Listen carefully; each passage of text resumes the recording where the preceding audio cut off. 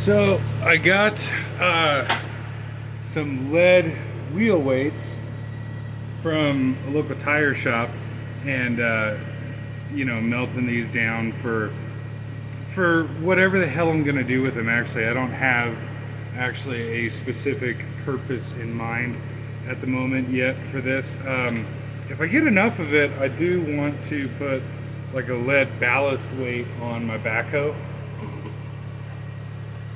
Of course, uh,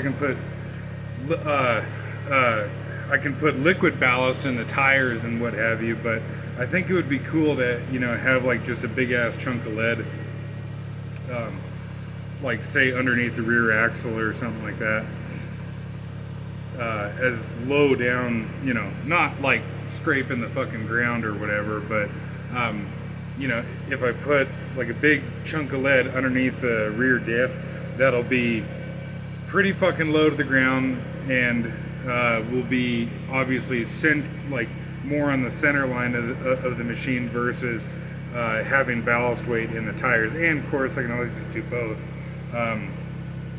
I currently don't do any bullet making or what have you at the moment, although at some point I'm sure I will probably get into that. I just kind of want to have the material for right now. And I'm not very knowledgeable on all this versus a lot of the other people on YouTube. There's some really cool channels on YouTube of people that do essentially nothing but casting. But I did want to show that, like, while I don't have very much experience with this, I have melted down a couple 100 pounds of lead, so it's not completely my first rodeo. And the previous batches of wheel weights that I've gotten, there were absolutely no lead stick-on weights, and this batch of weights here, there are actually some lead stick-on. Most of them are iron. Unfortunately, nowadays most of the wheel weights are like zinc or steel or iron or what have you. In my local area around here, I have noticed that about 50% of the weights are lead, which, probably is better in some places and worse than others. But I wonder how it was for people doing this, 30, 40, 50 years ago. You could probably just go down to your local tire shop and pick up a bucket of weights and just dump the whole entire batch in your pot. But I go through and sort these out. But on one hand, this isn't really exciting, but I figured I would show how I do it. So I got like a turkey cooker, whatever the fuck you want to call it, propane burner, and then just a regular old pot. And I got the propane hooked up to 100-pound propane tank. And it takes quite a while to heat up that much mass, but I'll let that chooch away there for, I don't know, probably 30 minutes, and we'll come back.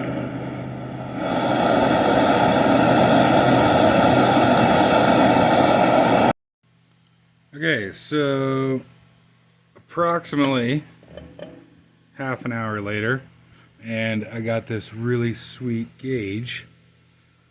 It says Marshall, Anaheim, California.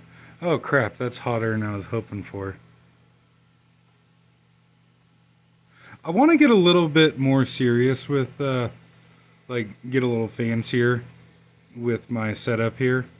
For like this reason here, I didn't want to go that hot.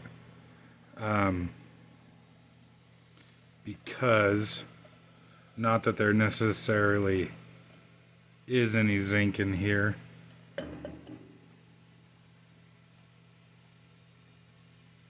Like right at 810.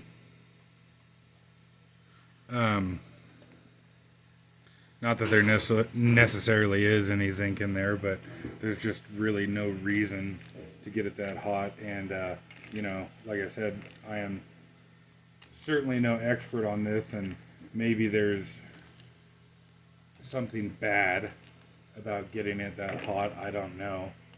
I do know that it's not really necessary. But yeah, you can see got some really high tech shit going on here. And I just got a metal bucket over here that I dump all the clips into. And you know, of course, cool thing about lead is that it's extremely dense relative to most other things in day-to-day life. Um, and so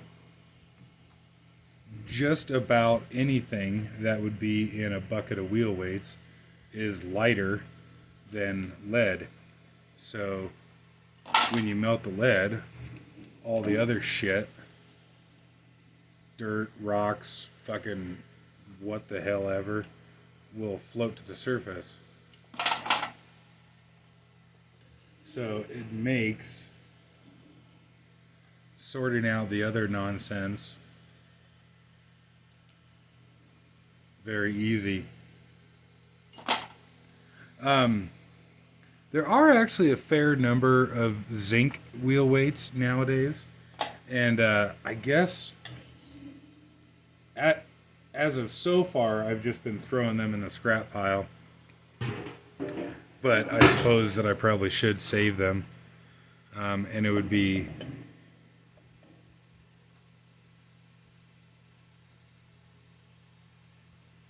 I think it'd be kind of cool to melt down zinc and have, you know, blocks of zinc around too.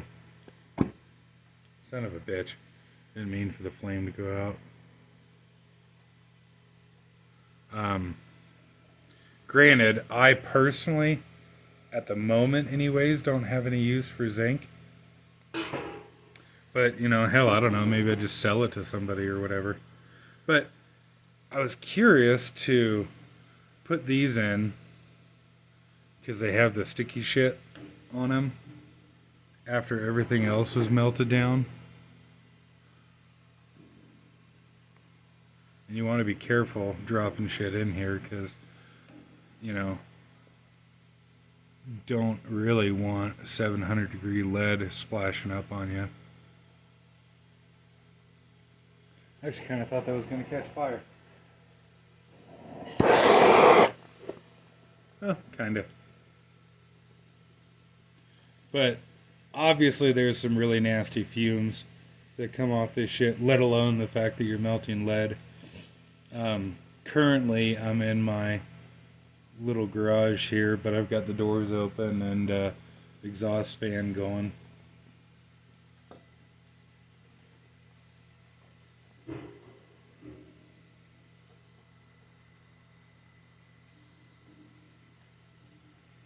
And at least in my area anyways, the tire shops are more than happy to give you their buckets of wheel weights. You know, it's almost kind of like, yes, please rid us of this burden, which is really cool. And I suppose maybe if you live down in California or something like that, sorry, California, they probably treat lead as a fucking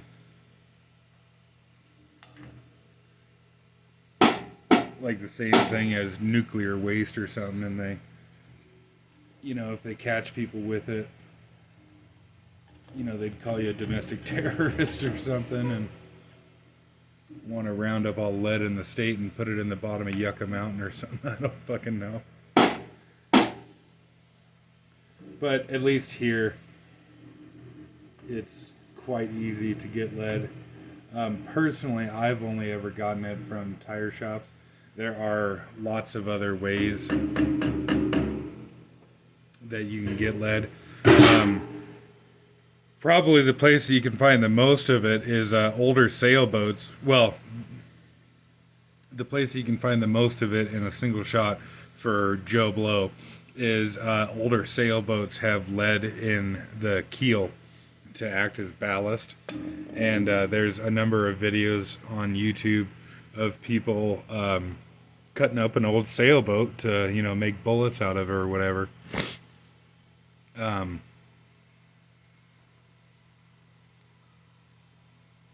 God, that cools off fast.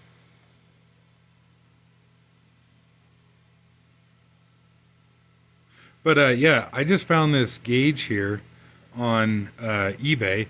It was new old stock. I don't think this gauge is particularly that old, but I do like that it's not made in Yulong Ding Dong, China, and that it only has Fahrenheit markings on it and not Celsius too. Um, and in theory, lead is supposed to melt at 620 degrees, um, where this gauge was saying pretty much right on the nose 600 there. So I don't know if that's a effect of there being a bunch of tin and other stuff in here, or I mean, I'm at a couple thousand feet elevation. I shouldn't think that would make any difference. And of course, also too, who's to say that the gauge is perfectly accurate? But yeah, now let that thing cool, and just for shits and giggles, we'll weigh it and see how much it weighs. This is well, I think I have a tape measure handy. Oh, I do.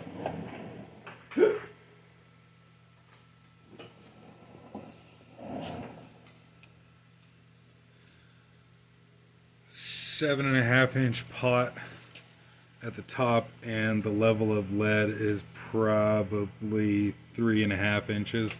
So figure,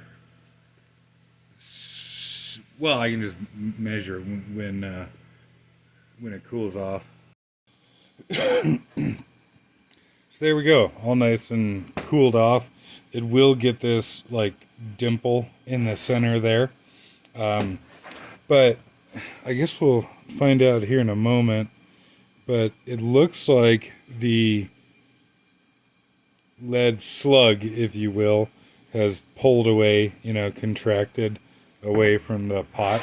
But I'm gonna get my crane scale set up here and see how much this thing weighs, because I'm curious. So there's not really all that great of a way to get it on video, but it was 44.9 with the lead in it.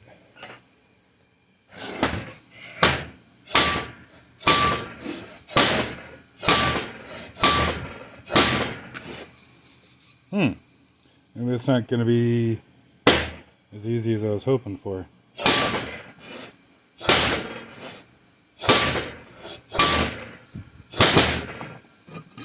Oh, okay. Not too bad. And so the pot itself weighs 2.1 pounds. So 42 pounds-ish. Fucking dusty. Holy crap. And that was not quite a full 5-gallon pail of wheel weights. And I'm sure somebody out there knows, if you were to have a 5-gallon pail full of nothing but lead wheel weights, that is, how much it would weigh. And I got 42 pounds out of it, which actually works out pretty good, I guess, because I was kind of thinking of using this pot here on out for it and filling roughly up to those rivets right there, like filling the liquid lead level up to that point. I guess that'd be about 50 pounds, which would just be a nice round number. And then it's not bad to move around. The problem with something like this is there's not really any good handholds. But yeah. Oh, I tried looking for them earlier, but I couldn't find them. We used to have Proposition 65 stickers, that California, like, beware because the air will give you cancer type thing. We used to have a couple of those stickers around. I was going to slap one of those on here, but thank God we're not in California. I guess it's okay.